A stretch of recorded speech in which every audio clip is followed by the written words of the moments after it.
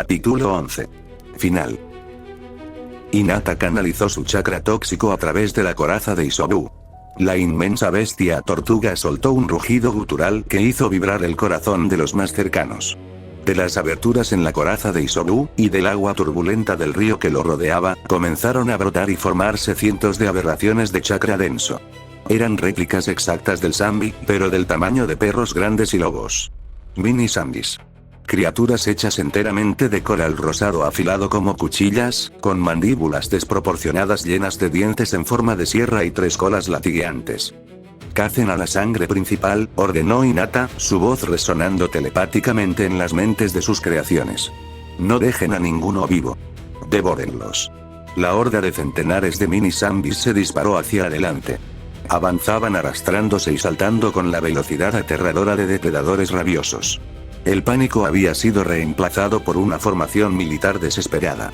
Yashi estaba en el centro, rodeado por los élites del clan y docenas de miembros de la rama principal. Habían abandonado a la rama secundaria en el primer asalto. La docena de mini zombies los atacaron directamente, sus mandíbulas chasqueando hambrientas al percibir el olor del chakra yuga puro. Formación defensiva. Bramó Yashi, sus venas faciales hinchadas al máximo. Ake Rokujuyon Sho. Los miembros de la rama principal se abalanzaron contra las bestias, asestando golpes letales del puño suave para repeler a las criaturas. Fue un error fatal.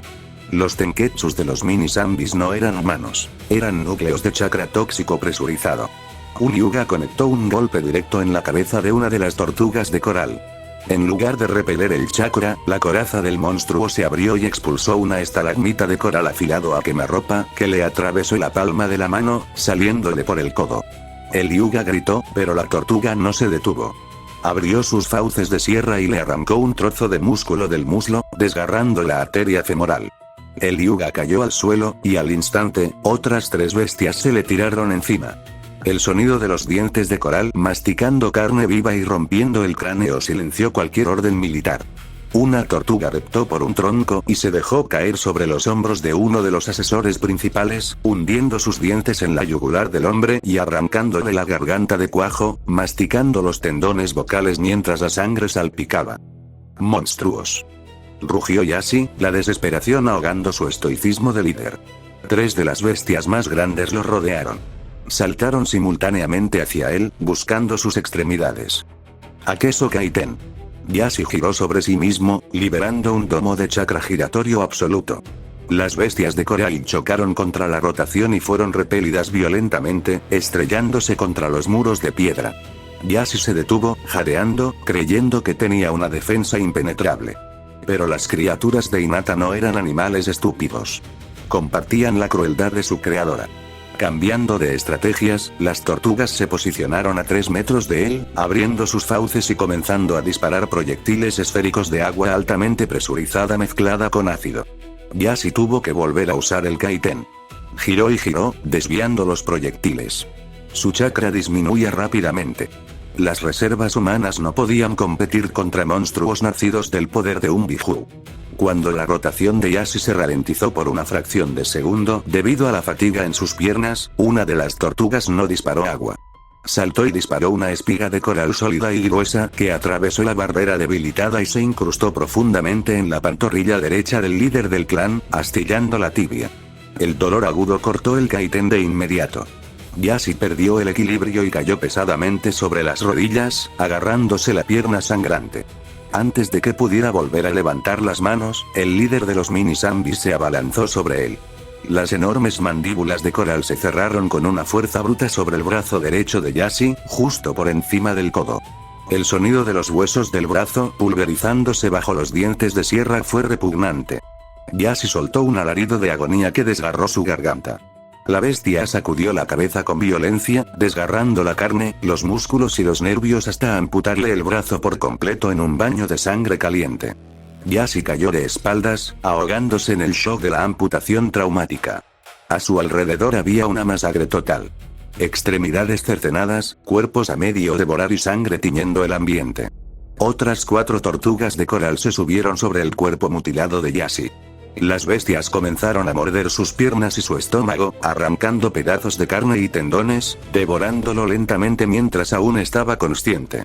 Yashiryu-ga, el hombre que había despreciado a su propia hija por albergar un monstruo y ser débil, pasó sus últimos, agónicos y lúcidos minutos de vida siendo devorado vivo por la voluntad vengativa de esa misma niña.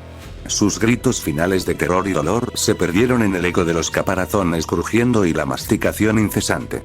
El caos se expandió durante horas en diferentes frentes, mientras que en la ladera de una montaña rocosa el hedor a lodo ensangrentado ahogaba el aire helado. Cientos de shinobis, heridos y exhaustos, corrían desesperadamente por sus vidas a través de los árboles en llamas.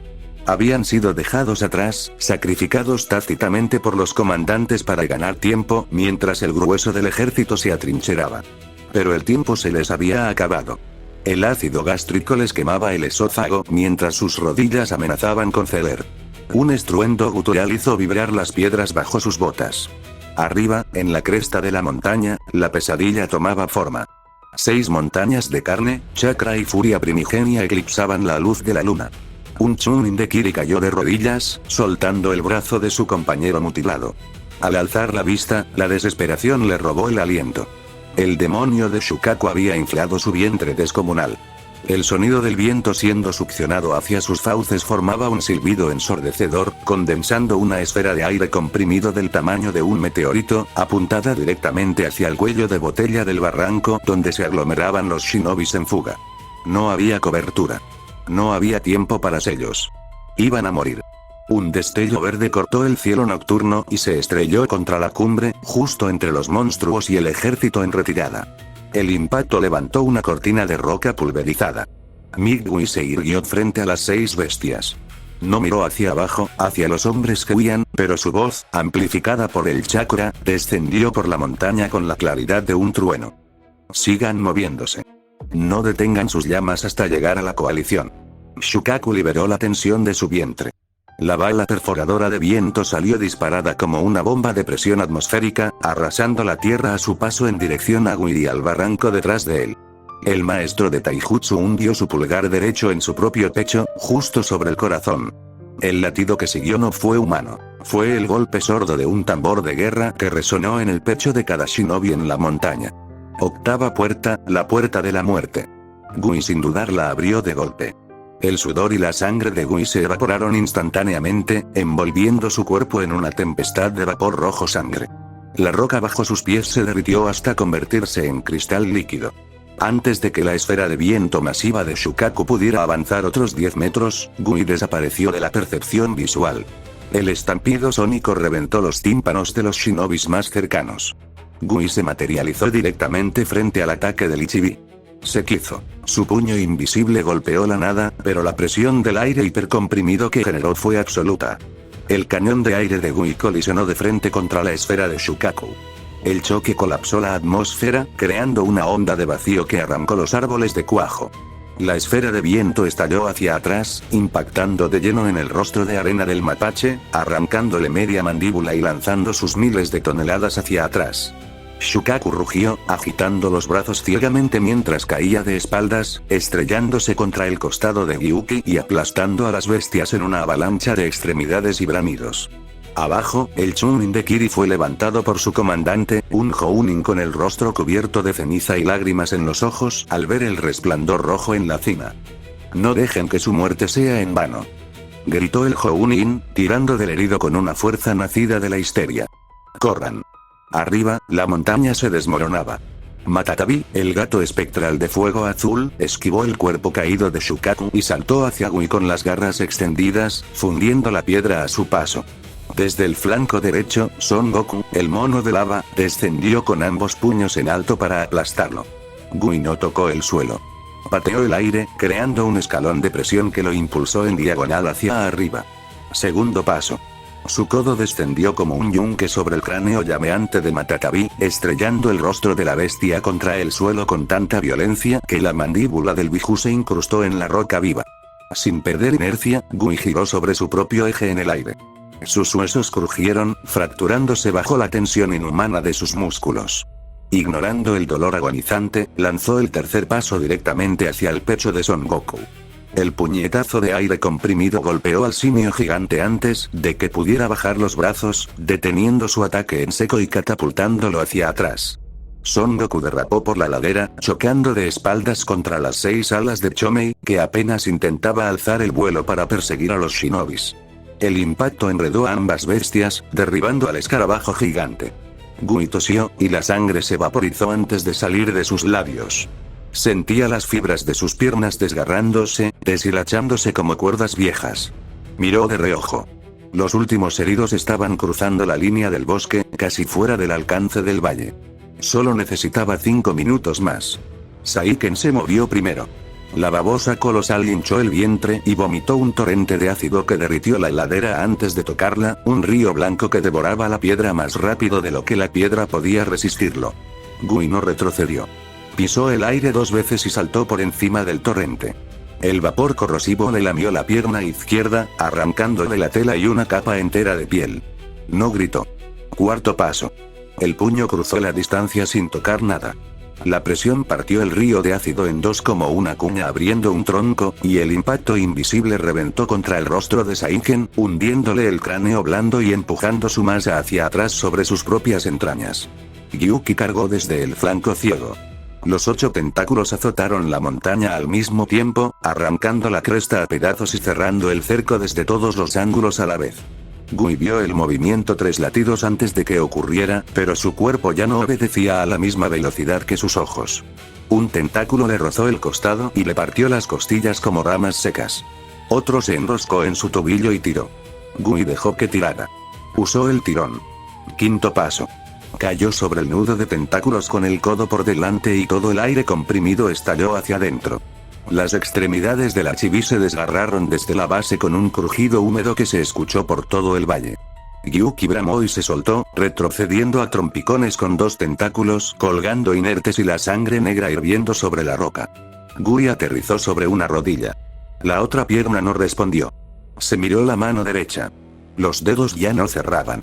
Arriba, Matatabi volvía a levantarse. Shukaku recomponía la mandíbula de arena grano a grano. Son Goku escupía magma sobre la ladera para cortarle cualquier retirada, aunque Gui no tenía ninguna intención de retirarse. 4 minutos. Pero las bestias ya no atacaban solas. Gyuki y Saiken se habían alineado frente a él. La rabia de las bestias y Jinchurikis humillados sincronizó sus instintos. Burbujas de chakra positivo y negativo comenzaron a emerger de sus bocas abiertas, arremolinándose violentamente hasta fusionarse en una única, inmensa y oscura Bijudama. La esfera negra creció hasta alcanzar el tamaño de una colina, zumbando con una densidad tan masiva que los pedazos de roca suelta comenzaron a levitar a su alrededor, atraídos por su centro de gravedad. Estaba apuntada en un ángulo descendente, directo al bosque donde los shinobis acababan de entrar. Gui soltó todo el aire de sus pulmones quemados. Se agazapó, apoyando ambas palmas en el suelo hirviente. El vapor carmesí estalló a su alrededor con una intensidad cegadora, expandiéndose hasta formar la silueta colosal de un dragón rojo que rugió sin emitir sonido. El espacio mismo alrededor de Migui comenzó a torcerse. La luz de la luna se curvó hacia él, deformando el contorno de la gigantesca Bijudama frente a sus ojos. Abajo, entre la maleza oscura, cientos de shinobis giraron la cabeza al sentir que la presión atmosférica desaparecía. Todo el oxígeno de la montaña parecía haber sido succionado. La roca bajo las manos de Gui dejó de existir. Yagai. Salió disparado. No hubo trayectoria. El espacio se comprimió y él simplemente colisionó contra su objetivo. La patada de Gui, envuelta en las fauces del dragón de vapor rojo, atravesó la distorsión espacial y penetró el centro mismo de la Bijudama justo un milisegundo antes de que las bestias la dispararan. La esfera de aniquilación se agrietó bajo el impacto del Night Gui. Un silencio de vacío precedió al colapso absoluto de la física. Una cúpula de luz blanca y muda se tragó la cima de la montaña, expandiéndose geométricamente en una explosión cataclísmica. Cuando el estruendo finalmente alcanzó el bosque inferior, fue una onda de choque sísmica que derribó a todos los shinobis a kilómetros de distancia, arrancando las copas de los árboles y levantando un tsunami de tierra. En el epicentro, la detonación prematura de la Bijudama destrozó la formación de las bestias, mandándolas a volar violentamente en diferentes direcciones. En medio del aire cargado de polvo brillante y ceniza descendente, el cuerpo carbonizado de Migui caía lentamente, envuelto en humo negro. Sus piernas estaban hechas trizas, sus huesos pulverizados. La llama roja se había extinguido, devorando su vida como combustible. Mientras cerraba los ojos, cayendo hacia el abismo de roca fragmentada, lo había logrado. Había comprado tiempo a costa de su vida. El amanecer del tercer día no trajo luz. La atmósfera del planeta estaba sofocada bajo un espeso manto de cenizas y vapor de sangre evaporada. El cielo era un lienzo de colores enfermizos, mezclando el óxido, el negro alquitrán y el púrpura brillante de las tormentas eléctricas de chakra que rasgaban la estratosfera. Caminando por encima de las montañas en ruinas, la silueta colosal del zorro de 9 colas dominaba el horizonte. En el interior del Biju, Naruto Uzumaki flotaba suspendido en el chakra interno. Sus ojos zafiro brillaban con la gélida apatía de un dios que ha decidido reiniciar el mundo. Frente a las fauces abiertas del zorro, una esfera de energía oscura comenzó a condensarse. Naruto no estaba creando una simple Bijudama. Estaba comprimiendo proporciones letales de chakra positivo azul y chakra negativo rojo a un nivel hiperdenso. La esfera creció, y creció, hasta alcanzar el tamaño de una pequeña luna negra. El sonido de la fricción atómica era ensordecedor. El aire a cientos de metros a la redonda era succionado hacia la esfera, creando huracanes de viento invertido. En la Tierra, a kilómetros por debajo del monstruo, la desesperación había unido a los últimos remanentes de la hoja. En una colina rocosa que aún no había sido devorada por las tortugas de coral, Kakashi Hatake lideraba la resistencia final. Su rostro estaba manchado de hollín y sangre. A su alrededor, los ex compañeros de generación de Naruto se habían agrupado en una formación nacida del pánico absoluto. Sakura Haruno estaba al frente, sus puños apretados. Shikamaru Nara, sudando frío, calculaba trayectorias imposibles, arrodillado con las manos en posición de meditación. Kiba Inuzuka gruñía, Akamaru temblando de terror entre sus piernas. Rogue Lee, llorando por su maestro caído durante el segundo día, estaba a punto de abrir la sexta puerta interna. Creían que la inteligencia y la voluntad de fuego podían obrar un milagro contra el fin del mundo. Escuchen, ordenó Kakashi. La esfera es demasiado densa, pero si logramos golpear la base de la mandíbula del zorro con un ataque combinado en el punto ciego antes de que... Las palabras de Kakashi murieron en su garganta abruptamente al ver cómo la gigantesca esfera se comprimió de golpe. Desde el interior del inmenso zorro, los fríos ojos de Naruto se clavaron en la colina rocosa. No sintió lástima o piedad. Eran insectos aferrados a un cadáver. Los mismos insectos que le dieron la espalda cuando él se pudría en las celdas de Danzo. En lugar de disparar la colosal esfera, el zorro abrió ligeramente sus fauces inferiores. Naruto canalizó un torrente de ese chakra hiperdenso directamente en la garganta de Kurama. La bestia no escupió una bomba, barrió el horizonte con un rayo continuo y concentrado de pura energía nuclear oscura. El haz de luz negra y rojiza cortó la atmósfera en un arco lateral perfecto. La velocidad de la emisión superó con creces los reflejos de cualquier humano vivo. Kakashi apenas tuvo tiempo de abrir su único ojo visible. Sakura no llegó a dar un paso. El cerebro de Shikamaru no procesó la luz antes de que el calor lo alcanzara. El rayo barrió la colina. El destello fue tan cegador que blanqueó el mundo entero por un microsegundo. El sonido desapareció, reemplazado por un zumbido cósmico absoluto.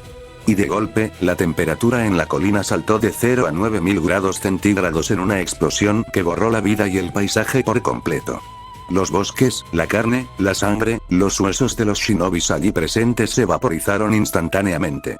Cuando el haz de luz terminó y el viento volvió a soplar, la colina entera había desaparecido. En la superficie lisa y cristalizada de la roca fundida, solo quedaron marcas oscuras, sombras atómicas grabadas permanentemente en el suelo vitrificado. Eran las únicas pruebas de que esos shinobis alguna vez existieron. Naruto no se detuvo a observar la nada que acababa de crear. Su atención volvió al cielo, volvió a crear otra gigantesca Bijudama. La inmensa luna negra que flotaba sobre el zorro alcanzó su masa crítica. Y luego, la gran Bijudama se fragmentó. La inmensa esfera no detonó, sino que se fracturó en cientos de bombas más pequeñas, cada una del tamaño de una casa, disparándose hacia la estratosfera como misiles balísticos dirigidos por la voluntad de Naruto hacia puntos específicos del continente. Las Bikudamas en racimo rasgaron las nubes, trazando estelas de fuego negro en su camino balístico antes de caer en picada sobre las capitales del mundo. El primer impacto cayó sobre el corazón del país de la cascada. Takigakure, oculta tras su majestuosa cascada y el inmenso lago, había sobrevivido intacta a las primeras 3 guerras gracias a su geografía. Hasta ahora. 5 mini Bikudamas cayeron simultáneamente en una formación de anillo. La detonación fue una obliteración atómica. El inmenso lago se evaporó en un segundo, creando un cráter de 20 kilómetros de diámetro y 5 de profundidad. La cascada gigante dejó de existir. El pueblo entero de Taki, con sus shinobis y civiles que habían aplaudido la tortura de Fu, fue desintegrado en un destello de luz violeta. De la aldea solo quedó un hueco humeante que llegaba casi hasta el lecho magmático de la tierra. La lluvia del fin del mundo continuó su trayectoria hacia las aldeas de los líderes temporales, aplastando los frágiles intentos de reconstrucción. En Iwagakure, Akatsuchi, con el brazo en cabestrillo y cojeando por las heridas del país del hierro, gritaba órdenes desde el balcón del edificio del Tsuchikage, intentando evacuar a los civiles hacia las cuevas profundas. El cielo sobre la roca se tiñó de un rojo infernal. Decenas de meteoros negros caían a velocidades hipersónicas. Kekai ninjutsu. Levanten los muros defensivos. Bramó, posando sus manos en la piedra, elevando inmensas bóvedas de roca terrestre reforzada con chakra. La primera Bikudama golpeó el escudo de Iwa. La bóveda de roca, diseñada para resistir asedios de meses, se quebró como un cascarón de nuevo seco.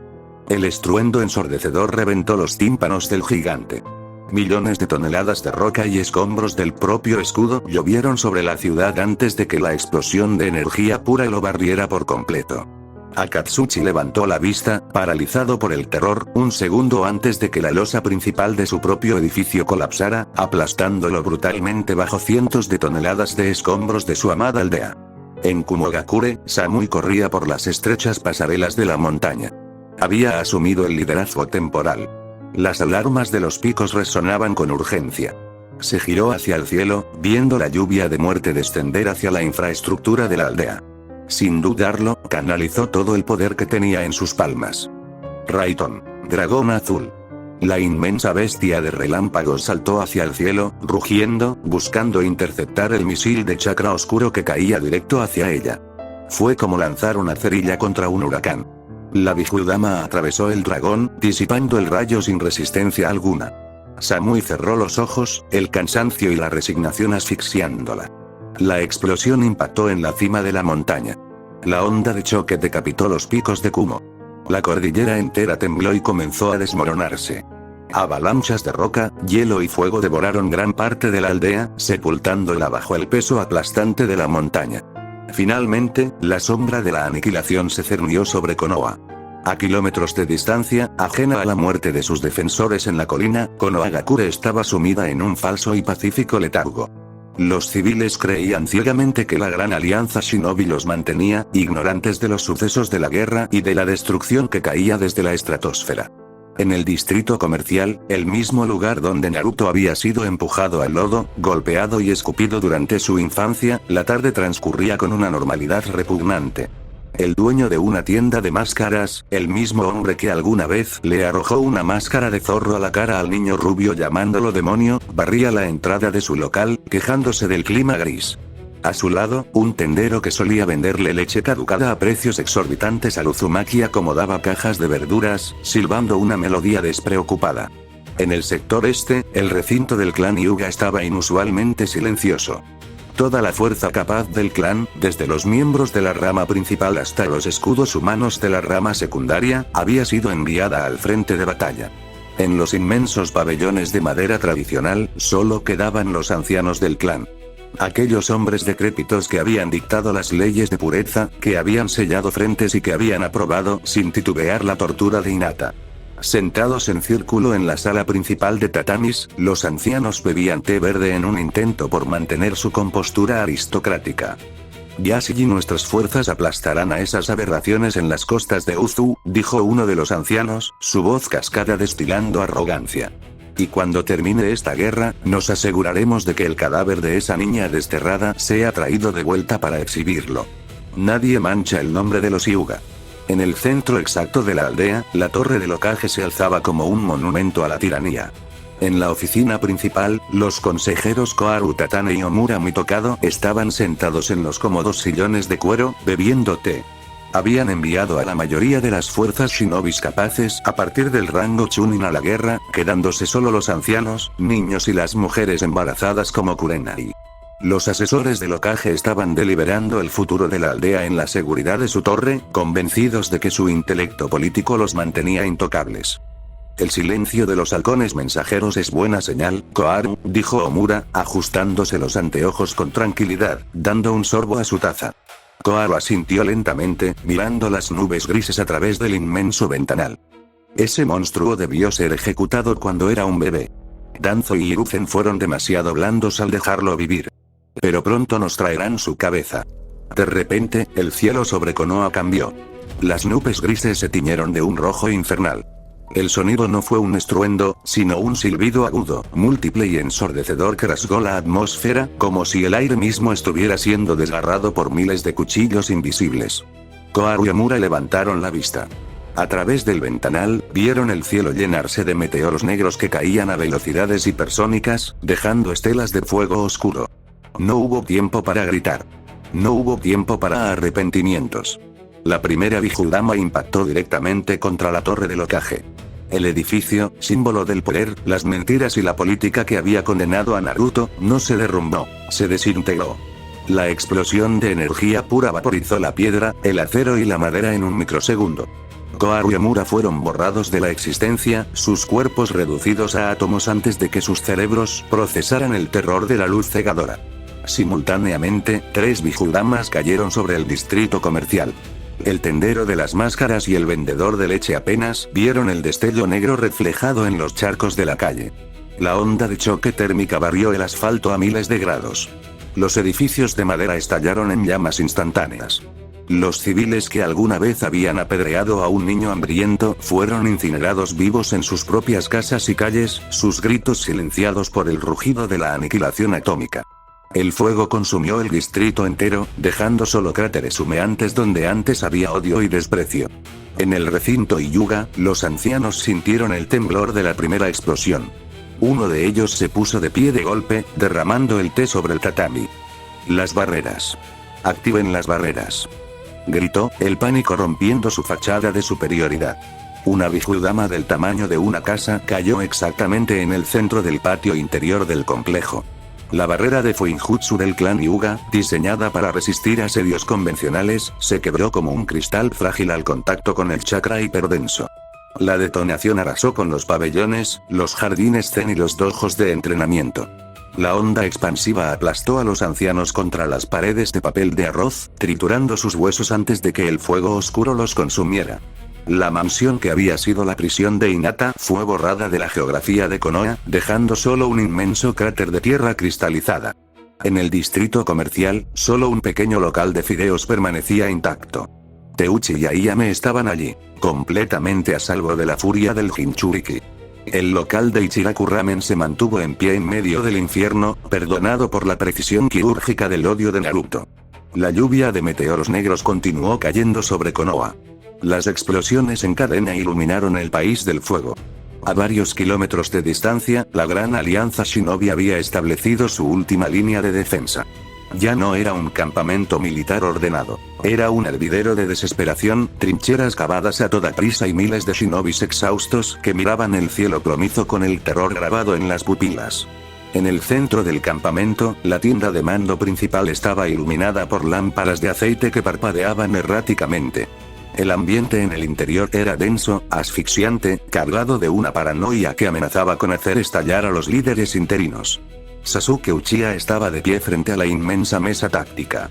Su único brazo se apoyaba pesadamente sobre la madera, los dedos apretando los bordes hasta que sus nudillos palidecieron. Sus ojos Onix, inyectados en sangre, recorrían los mapas manchados de hollín. A su izquierda, Orochimaru sonreía levemente, sus ojos amarillos brillando en la penumbra. El Sannin renegado no mostraba miedo. Para él, el apocalipsis era un experimento fascinante a gran escala. Kabuto Yakushi estaba a un paso detrás de su maestro, ajustándose las gafas con un tic nervioso. Kurotsuchi apretaba el puño lleno de ira. Darui mantenía los brazos cruzados, su habitual pereza reemplazada por una tensión eléctrica. Meiteruni observaba los pergaminos de informes con el rostro demacrado. Los reportes de los halcones de reconocimiento acaban de llegar, anunció Darui, su voz ronca rompiendo el silencio. Desenrolló un pergamino manchado de sangre y lo arrojó al centro de la mesa. Es un desastre absoluto. Kurotsuchi se inclinó sobre el papel, sus ojos oscuros abriéndose de par en par. Según los reportes de algunos soldados recién llegados, el sacrificio de la bestia verde de Konoha nos compró tiempo, pero el precio en la retaguardia fue abismal, leyó la Tsuchikage interina, su voz temblando levemente.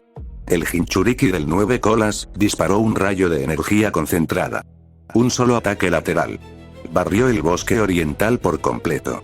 Miles de shinobis fueron vaporizados en un microsegundo. No quedaron cadáveres. Sasuke apretó la mandíbula. ¿Incluyendo el escuadrón de ataque?, preguntó el Uchiha, su voz fría como el hielo. Estaban en ese sector. Darui negó con la cabeza, mirando al suelo. Desintegrados. Kakashi, la chica Aruno, los herederos de los clanes Nara, Inuzuka y Akimichi, todos borrados de la existencia. No quedó ni ceniza de ellos. El silencio cayó sobre la tienda como una lápida. La élite de la nueva generación de Konoha había sido erradicada en un parpadeo, sin siquiera tener la oportunidad de lanzar un kunai. Meiteruni tomó otro pergamino, sus manos temblando mientras rompía el sello de cera. Eso no es lo peor, dijo la Mizukage, su voz apenas un susurro ahogado. Los informes desde nuestras aldeas. Mei levantó la vista, sus ojos verdes reflejando un horror insondable. Esos monstruos no solo están avanzando hacia nosotros. Han estado disparando ráfagas de Bijudamas a larga distancia. Lluvias de esferas de chakra que cayeron sobre nuestras aldeas hace horas. El 75% de la infraestructura de Kirigakure, Iwagakure, Takigakure, Kumogakure, Sunagakure y Konoha ha sido reducida a cráteres. Han bombardeado nuestros hogares mientras nosotros estábamos aquí. Kurotsuchi soltó un grito de pura furia, pateando una silla de madera que se astilló contra la lona de la tienda. ¡Malditos demonios! Bramó la Kunoichi de Iwa, las lágrimas de rabia brotando de sus ojos. Están quemando nuestras aldeas desde la distancia. Están masacrando a los civiles que dejamos atrás. Darui apretó los puños, los relámpagos negros chisporroteando en los nudillos. Si no los detenemos hoy, no habrá aldeas a las que regresar. Nos han acorralado. Sasuke levantó la vista. Su Sharingan giró frenéticamente, el odio puro eclipsando cualquier rastro de miedo o duelo por sus antiguos compañeros.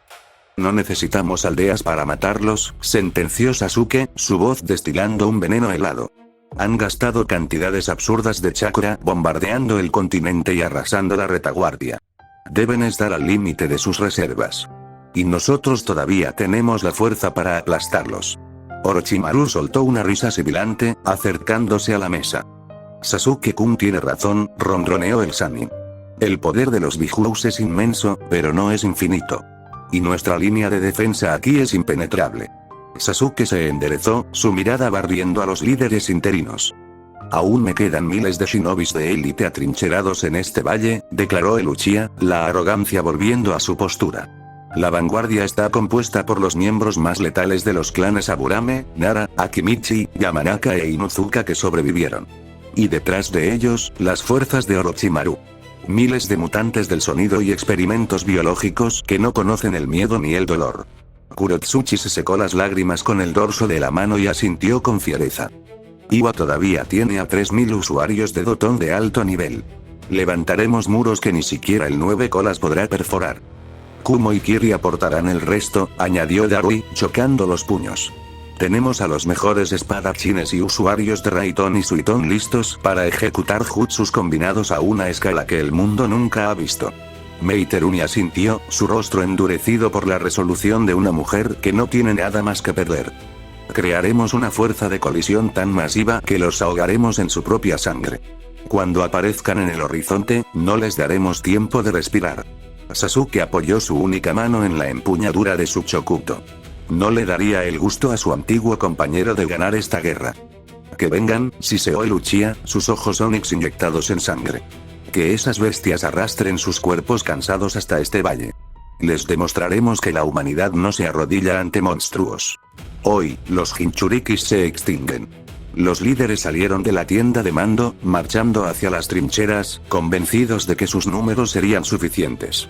El valle rocoso tembló. Decenas de miles de shinobis de la Gran Alianza estaban atrincherados en las laderas y el fondo del cañón. Los clanes de Konoha, los mutantes del sonido de Orochimaru, los maestros del Totón de Iwa y los espadachines de Kumo y Kiri formaban una muralla de carne, acero y chakra que parecía inexpugnable. Sasuke estaba de pie en la vanguardia, sobre un promontorio de piedra que dominaba el valle. A su lado, Kurotsuchi, Darui, Mei y Orochimaru observaban el horizonte oscuro. El Sharingan de Sasuke giraba con anticipación febril. Confiaba en la red de trampas, en las barreras superpuestas y en la pura superioridad numérica. Y entonces, la oscuridad del horizonte se rasgó. Las 8 bestias del remolino aparecieron en la cresta del valle. No caminaban como animales salvajes. Avanzaban en una formación de línea perfecta, hombro con hombro. El colosal zorro de 9 colas en el centro, flanqueado por el Hachibi, el Shukaku, Matatabi, Isobu, Son Goku, Saiken y Chomei. A pesar de su tamaño divino, las bestias mostraban signos de desgaste. Estaban exhaustos, drenados por 3 días de destrucción global ininterrumpida. Sasuke esbozó una sonrisa arrogante, levantando su Chokuto. «Es la hora», gritó el Uchiha, su voz amplificada por el chakra para que todo el ejército lo escuchara. «Apenas pueden mantener sus transformaciones. Preparen los jutsus combinados. Hoy enterramos a los demonios». El rugido de miles de shinobis llenó el valle, un clamor de guerra nacido de la desesperación y la falsa esperanza. Los usuarios de Totón de Iwa golpearon el suelo, levantando inmensas murallas de roca sólida. Los clanes de Konoha prepararon trampas de sombras y enjambres de insectos. Orochimaru se lamió los labios, sus manos trazando sellos preparatorios. En la cima de la cresta, las 8 bestias se detuvieron. Desde el interior de Kurama, Naruto miró el océano de shinobis que se extendía bajo ellos. Vio las murallas de tierra, los sellos explosivos y las armas en alto. Sintió el agotamiento en sus propios huesos y en el chakra de sus hermanos. «Son como cucarachas», gruñó Kurama en el espacio mental compartido. «No dejan de salir de las grietas. No tenemos tiempo para una batalla de desgaste cuerpo a cuerpo». «Entonces no les sigamos el juego», sentenció Utakata desde el interior de Saiken. Naruto asintió lentamente. Sus ojos zafiro brillaron con una resolución gélida y absoluta. «Se acabó el juego entonces», dijo Naruto, su voz resonando en la mente de la manada. «No más escaramuzas. No más piedad. Borremos este valle de la faz de la tierra». Las 8 bestias abrieron sus inmensas fauces al unísono. En el valle, la sonrisa de Sasuke se congeló. No estaban cargando ataques elementales individuales. Las 8 bestias comenzaron a condensar chakra positivo y negativo simultáneamente. Pero no lo mantuvieron en sus propias bocas. Dispararon los flujos de energía cruda hacia un único punto central en el cielo, justo por encima de la cabeza del zorro de las 9 colas. El chakra rojo y azul se entrelazó, fusionándose en un vórtice de densidad incomprensible. La esfera creció. En un segundo, tenía el tamaño de un meteorito. En 3 segundos, era tan grande como una montaña. En 5 segundos, la hiperbijudama eclipsó el cielo plomizo, una luna negra y púrpura que zumbaba con una frecuencia que hacía sangrar los oídos de los shinobis a kilómetros de distancia. La gravedad en el valle colapsó. Las rocas sueltas, las armas caídas y los cuerpos de los muertos comenzaron a levitar, succionados hacia la inmensa esfera de aniquilación. El terror absoluto, frío y paralizante, aplastó el corazón de la Gran Alianza. La confianza de los líderes se hizo pedazos en un instante fugaz. Darui dejó caer su espada, sus ojos desorbitados. Mei Terumi cayó de rodillas, temblando incontrolablemente. Kurotsuchi gritó órdenes ininteligibles, el pánico desgarrando sus cuerdas vocales. «Muros. Levanten todos los muros», bramó la Tsuchikage interina. Miles de shinobis de Iwa golpearon el suelo con las palmas ensangrentadas. Decenas de murallas de roca de 100 metros de grosor se alzaron frente al ejército, pero la piedra misma temblaba y se agrietaba solo por la presión estática de la esfera que flotaba en el cielo. Orochimaru perdió su eterna sonrisa sádica. El Sannin renegado comprendió que ninguna ciencia ni ejército podría detener ese apocalipsis. Kuchiyose. Triple puerta Rasomon. 3 inmensas puertas demoníacas de acero y bronce surgieron de la tierra frente al Sannin, diseñadas para bloquear el ataque más poderoso concebible. Pero Orochimaru no se quedó a comprobar su eficacia. Se dio la vuelta y corrió, intentando hundirse en la tierra para escapar. Kabuto Yakushi, aterrorizado, ya estaba huyendo hacia las montañas traseras, abandonando a los mutantes del sonido a su suerte. Sasuke estaba petrificado. Su Sharingan giraba frenéticamente, incapaz de procesar la magnitud de la energía que colgaba sobre sus cabezas. Su venganza, su orgullo, su ejército, todo era insignificante. Eran polvo frente a un sol negro. En la cresta, las 8 bestias asintieron. La Hyper Bijudama fue disparada a la velocidad del sonido. La inmensa luna negra se dirigió hacia ellos en un silencio sepulcral, su propia masa distorsionando el aire y la luz a su alrededor. Impactó el centro del valle. Un silencio de vacío precedió al colapso absoluto de la física. Las decenas de murallas de Doton de Iwa, diseñadas para resistir asedios de meses, se vaporizaron en el instante en que la esfera las rozó, convirtiéndose en átomos antes de siquiera romperse. Las 3 puertas Rasomon de Orochimaru se fundieron como cera barata, sin ofrecer ni un milisegundo de resistencia. Luego, la cúpula de luz blanca y muda se expandió. La explosión abarcó un radio de 20 kilómetros. La tierra se hundió, el lecho rocoso se convirtió en magma líquido y la atmósfera se rasgó. Miles de shinobis, los clanes de Konoha, los mutantes del sonido, los espadachines de Kumo y Kiri, y los líderes interinos fueron tragados por la luz. ¡Maldición!, gritó Sasuke, mientras la luz radiactiva evaporaba su piel, desintegraba sus músculos y pulverizaba sus huesos en una fracción de segundo.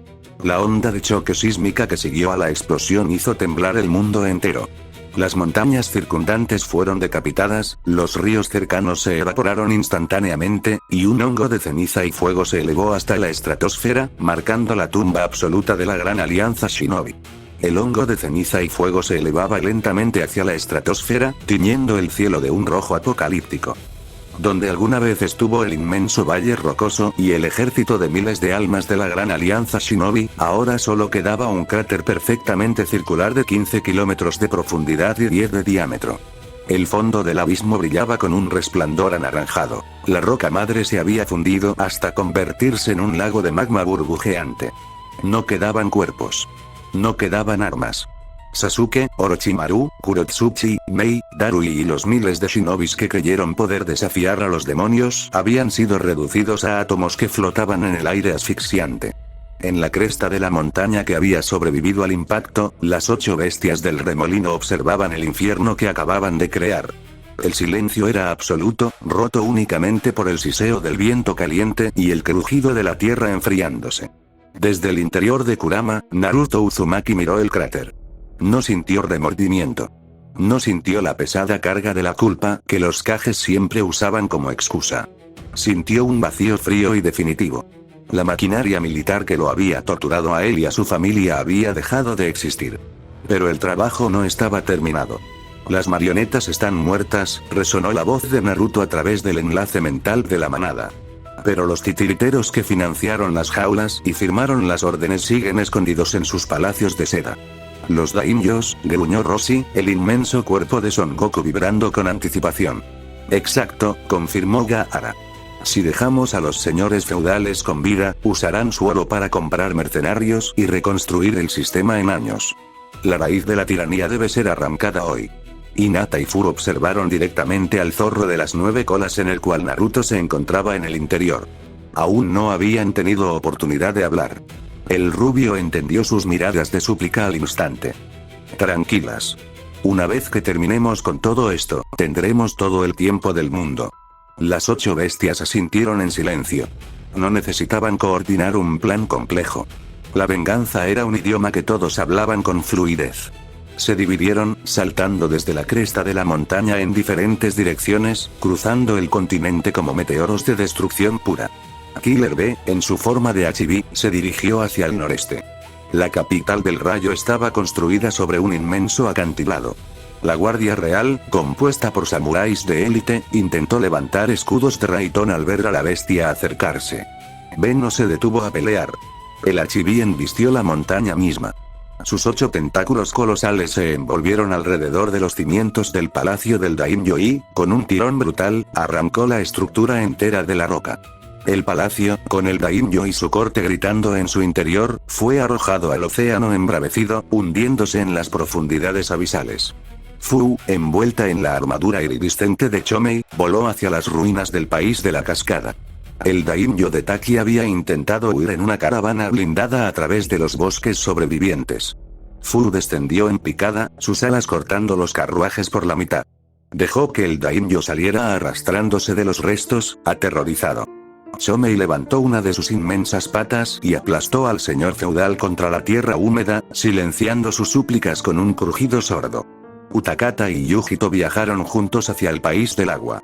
La capital insular estaba fuertemente defendida por mercenarios. Saiken y Matatabi no pisaron la isla.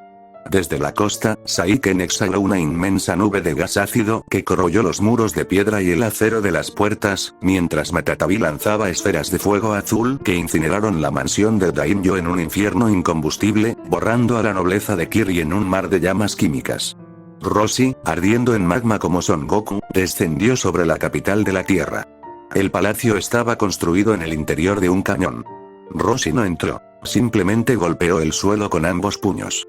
La lava subterránea fue forzada hacia la superficie, creando una erupción volcánica artificial directamente debajo del palacio. El daimyo de la tierra fue consumido por la roca fundida antes de que pudiera siquiera levantarse de su trono. Gaara, en forma de Shukaku, llegó a la capital del viento. La guardia del daimyo intentó usar balistas de viento. Gaara levantó un tsunami de arena del desierto de 100 metros de altura. La ola dorada cayó sobre la ciudad oasis, sepultando el palacio del daimyo bajo millones de toneladas de arena, asfixiando a la nobleza de Suna en una tumba silenciosa y seca. Y Naruto, como el inmenso zorro de 9 colas, aterrizó frente a la capital del fuego. El palacio del daimyo del fuego era el más grande y opulento del continente. Los guardias reales soltaron sus armas y huyeron al ver al dios de la destrucción frente a sus puertas. Naruto no los persiguió. Fijó sus ojos escarlata en la inmensa pagoda central. Abrió sus fauces. Una Bijudama del tamaño de una casa se condensó en un segundo. Naruto la disparó a quemarropa.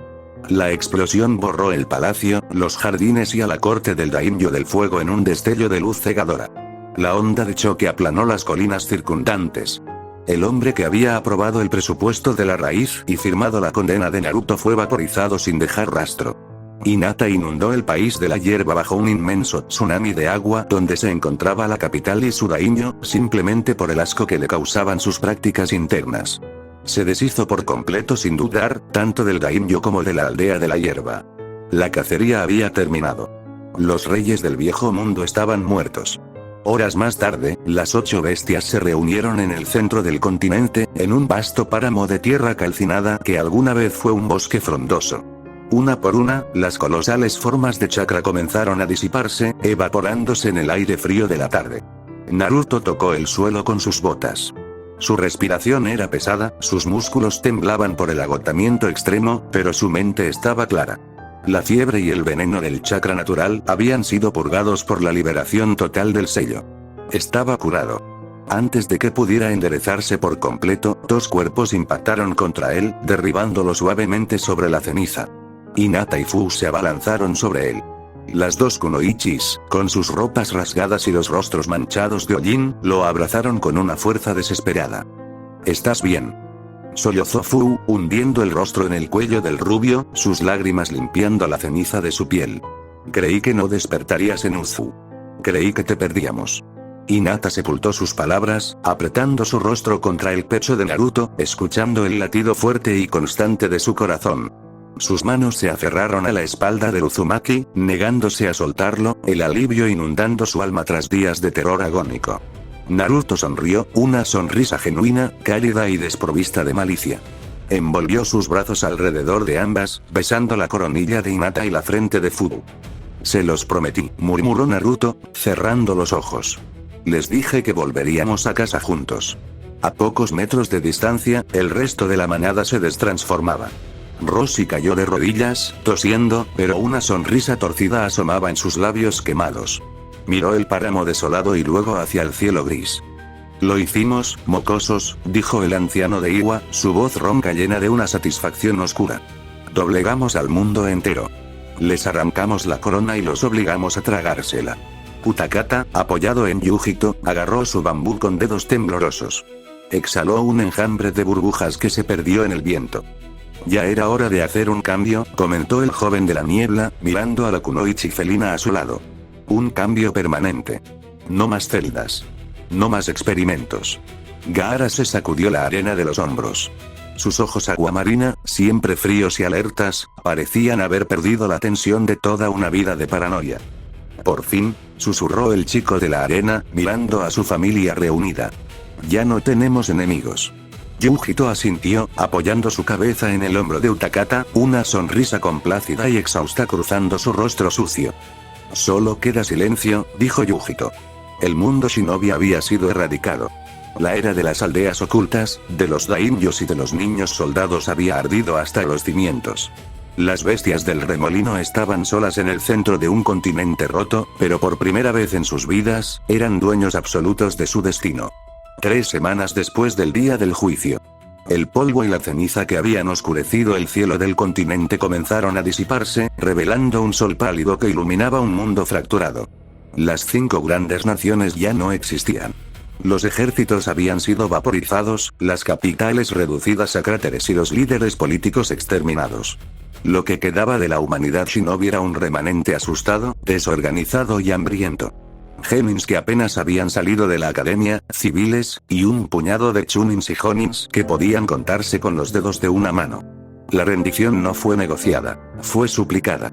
En el vasto páramo de cristal negro fundido que alguna vez fue el lugar de reuniones de la cumbre Kage, el viento aullaba sobre la roca estéril. En el centro del cráter, una inmensa mesa de piedra obsidiana había sido erigida por Gaara. Detrás de la mesa, los 8 Jinchurikis estaban de pie, envueltos en capas negras con la espiral roja de Uzushigakure. Ya no eran fugitivos. Eran los soberanos absolutos del planeta. Frente a ellos, arrodillados sobre la roca cortante, estaban los delegados de los sobrevivientes. Por Konoha, Anko Mitarashi mantenía la cabeza agacha. Había sobrevivido por haberse quedado en la aldea cuidando a Kurena y a su hija recién nacida, asumiendo el liderazgo de las ruinas por pura falta de opciones ya que Tsunade se negaba a representar a Konoha. Por Kumogakure, Omoi temblaba visiblemente, apretando los puños contra sus rodillas. Los sobrevivientes de Tsunagakure, sin recursos ni aldea tras la destrucción del desierto, se habían unido a los restos de Konoha, arrodillándose junto a Anko. Naruto Uzumaki dio un paso al frente. Sus ojos zafiro barrieron a los delegados. No había odio en su mirada, solo una autoridad fría e incuestionable. Utakata se adelantó, desenrollando un inmenso pergamino de cuero curtido sobre la mesa de obsidiana. Este es el tratado del remolino, declaró Utakata, su voz resonando en el páramo. Ya no habrá ejércitos. El aprendizaje y el uso del chakra serán con fines médicos. No habrá más daimyos. Las fronteras dejan de existir. Ustedes vivirán en paz, cultivarán la tierra y reconstruirán sus vidas. Pero si detectamos la formación de una sola milicia, o el uso de chakra con fines militares, la aniquilación será inmediata. Hinata Hyuga se paró junto al pergamino. Sus ojos perlados, fríos como el hielo, se clavaron en Anko. Para garantizar que no olviden quién les perdonó la vida, este tratado no se firmará con tinta, sentenció Hinata. Yujito arrojó un kunai sobre la mesa. El acero resonó contra la piedra. Con sangre, dijo la kunoichi de Kumo. Cada año, en este mismo día, los líderes de sus asentamientos vendrán a este páramo y derramarán su sangre sobre este pergamino para renovar su juramento de no agresión hacia Uzushigakure. Quien no se presente, condenará a su pueblo. Uno de los delegados se puso de pie. Era un hombre mayor, con la banda de una aldea que ya no aparecía en ningún mapa colgándole suelta del cuello. Las rodillas le sangraban por la roca cortante. No miró a Anko ni a Omoi. Miró la mesa de obsidiana y el pergamino extendido sobre ella. He firmado 3 tratados en mi vida, dijo, y la voz le salió firme a pesar del temblor de las manos. Los 3 los firmé sentado, con hombres al otro lado de la mesa. Esto no es un tratado. Es un collar, y ustedes quieren que yo mismo me lo abroche delante de mi gente. Nadie le respondió. Mátenme si quieren, continuó, sin bajar la barbilla. Pero no voy a arrodillarme 2 veces por el mismo miedo. El páramo se quedó en silencio. Omoi sintió algo tibio salpicándole la mejilla y el dorso de las manos. El cuerpo del delegado seguía de pie, erguido, con los hombros hacia atrás y la postura intacta. Sobre ellos ya no había nada. La sangre llegó a la mesa antes que él. Cayó sobre el cuero curtido del Tratado del Remolino en una franja ancha y oscura, empapando el pergamino que todavía no había firmado nadie. Después el cuerpo se dobló y golpeó la roca. Naruto estaba de pie donde había estado todo el tiempo. Nadie lo había visto moverse. Ni Omoi, que lo tenía enfrente. Ni Anko, que llevaba 10 minutos sin apartarle la vista. Tenía las manos rojas hasta el antebrazo. Las bajó despacio, sin limpiárselas, y volvió a mirar a los delegados con la misma expresión de antes. Anko fue la primera en levantarse. Caminó con pasos pesados hacia la mesa, tomó el kunai y se hizo un corte profundo en la palma de la mano. Apretó su puño sangrante contra el cuero, dejando una marca roja. Omoi la siguió en silencio, las lágrimas de humillación y terror resbalando por sus mejillas mientras manchaba el pergamino. El mundo se inclinó, no por respeto, sino por un miedo tan profundo e inabarcable que se grabaría en el alma de las siguientes generaciones. La paz había llegado a las naciones elementales, pero había sido comprada con exterminio y asegurada con la guadaña del terror absoluto. Epílogo. 10 años después el sol brillaba con una intensidad dorada y cálida sobre el archipiélago de Uzushigakure. La isla, alguna vez un cementerio de ruinas devoradas por la sal y el musgo, se había transformado en un paraíso inexpugnable. El clima, perpetuamente protegido y regulado por las inmensas cúpulas de fuinjutsu dorado que cubrían el cielo, permitía que la flora creciera con una exuberancia casi mágica. Las antiguas estructuras de piedra caliza habían sido restauradas y ampliadas, fusionando la arquitectura ancestral del clan Uzumaki con inmensos jardines colgantes, cascadas de agua cristalina y calles pavimentadas con mármol blanco. Era el único lugar en la tierra donde la seguridad era absoluta. El paraíso intocable de los oprimidos. El mundo exterior había tardado en aprenderlo. En los primeros años hubo un intento. Un puñado de chicos que apenas eran genin cuando el cielo se les cayó encima, y que crecieron contando muertos. Con el tiempo dejaron de ser chicos. Encontraron a otros que habían perdido lo mismo en aldeas distintas, gente que una década antes se habría matado entre sí en una frontera, y descubrieron que el odio compartido bastaba para sentarlos en la misma mesa. Tardaron años en organizarse. Reunieron armas, rutas, nombres y un plan para dar un golpe. No llegaron a usarlo. Fueron detectados antes de mover un solo dedo, y el Tratado del Remolino se cumplió exactamente como estaba escrito. Fueron completamente erradicados sin juicio ni advertencia. Una noche existían y a la mañana siguiente no quedaba ninguno. Nadie volvió a intentarlo. A partir de aquel año, ningún líder llegó tarde a la firma. En el bullicioso distrito central, el olor a caldo de cerdo, cebollín fresco y fideos hervidos saturaba el aire templado. Uzushigakure no solo albergaba a los Jinchurikis, cientos de civiles refugiados de otras naciones, aquellos cuyas manos solo conocían el trabajo honesto, habían sido acogidos en la isla, construyendo una comunidad próspera y pacífica. Teuchi, con el cabello completamente blanco pero una sonrisa radiante que borraba sus arrugas, golpeó el mostrador de madera de su nuevo y gigantesco local. Ayame, su hija, llevaba 3 inmensos tazones humeantes a la mesa exterior. Ellos aceptaron de inmediato cuando Naruto les ofreció alojamiento en Uzushigakure. La isla los había recibido como realeza. 3 tazones de miso tonkotsu tamaño colosal para el rey del rap y su equipo. Anunció Ayame, riendo mientras esquivaba a un par de niños que corrían por la calle. Sentada en el extremo de la barra, Tsunade Senju apuró su tercera copa de sake de un solo trago. Había abandonado la aldea que destruyó el legado de su abuelo, eligiendo el exilio médico en el único lugar que trató a Naruto como a un ser humano. Ahora, como jefa médica del inmenso hospital de la isla, su rostro reflejaba una paz que Konoha jamás le permitió tener. «Sírveme otra, Teuchi», ordenó la Senju, golpeando suavemente la copa de porcelana contra la madera, antes de mirar al gigante de Kumo. «Y ustedes, intenten no atragantarse. Las salas de recuperación están llenas de refugiados y no tengo tiempo para hacerle la maniobra de Enlich a un Biju». Killer B, vestido con una túnica blanca desabrochada y sus inseparables gafas de sol, agarró los palillos chinos con una agilidad pasmosa, soltando una carcajada hacia la rubia. A su alrededor, un grupo de jóvenes refugiados lo escuchaban embelesados. «Este caldo es divino, el sabor es un destino, en Uzu comemos bien y estamos libres de asesinos». «Yeah», rapeó el gigante de Kumo, marcando el ritmo con los palillos antes de devorar el tazón en segundos. A su lado, Sameada descansaba pacíficamente, alimentándose de pequeños restos de chakra. A unas cuadras de allí, en un amplio prado de hierba esmeralda que bordeaba los acantilados orientales, la paz tomaba una forma mucho más tranquila. Rossi, vistiendo una túnica sencilla, estaba sentado bajo la sombra de un roble, rodeado de niños pequeños. El anciano de Iwa, que alguna vez fue un arma de destrucción masiva, ahora era el maestro de la isla, enseñándoles a los niños a leer y a moldear pequeñas figuras de arcilla inofensiva.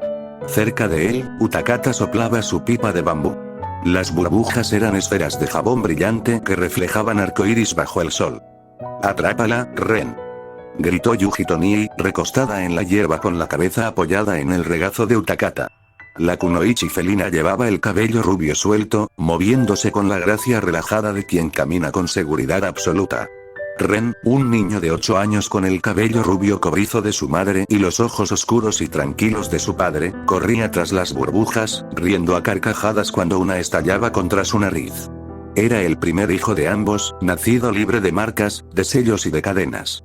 De repente, una pequeña ráfaga de viento desvió las burbujas de Ren. Una niña de 9 años, con el cabello rubio y unos inconfundibles ojos naranjas, aterrizó ágilmente frente a él. Llevaba un pequeño vestido de entrenamiento negro. «Muy lento, Ren», se burló Fuka, la hija mayor de Fu, inflando las mejillas y exhalando una minúscula corriente de aire que hizo estallar las burbujas restantes. «Si fueras un ninja, ya estarías frito». «Es trampa, Fuka. Tú usaste viento», se quejó Ren, cruzándose de brazos. Fuka soltó una risita arrogante.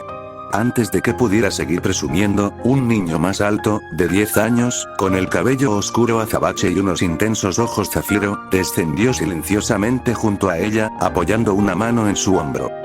«Deja de molestarlo, Fuka», ordenó Hiruto, el hijo mayor de Naruto y Hinata, manteniendo una rectitud estoica heredada de su madre, pero con la sonrisa cálida de su padre. En el balcón más alto del templo principal de Uzu, suspendido a cientos de metros sobre el nivel del mar, el viento oceánico soplaba con una frescura embriagadora. Naruto Uzumaki estaba sentado en un amplio banco de piedra acolchado. Había reemplazado su pesada capa negra de combate por un ori carmesí sencillo. Físicamente había madurado, sus hombros eran más anchos y su mandíbula más afilada. El sonido de pequeños pies descalzos golpeando la piedra rompió la tranquilidad. «Papá», gritó Ikari, una niña de 6 años con el cabello oscuro y ojos perlados, aterrizando en el balcón seguida de cerca por Hiro, un niño de la misma edad con el cabello verde claro alborotado, quien tropezó en el último escalón. Antes de que el niño de cabello verde golpeara el suelo, la mano firme de Naruto lo atrapó en el aire por la parte trasera de su túnica, levantándolo con suavidad para sentarlo sobre su rodilla.